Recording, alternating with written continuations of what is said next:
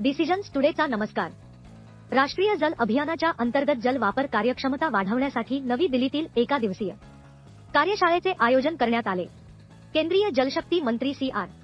पाटील यांच्या हस्ते उद्घाटन झालेल्या या कार्यशाळेत पाणी बचतीसाठी तांत्रिक प्रगती, कमी प्रवाहाचे नळ आणि स्मार्ट सॅनिटरी उपाय यावर चर्चा झाली.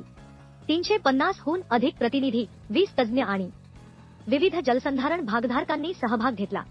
कार्यशाळेत जल कार्यक्षम उत्पादने विकसित करण्यासाठी नाविन्यपूर्ण कल्पना घेऊन उद्योगांना प्रोत्साहन देण्यात यावे.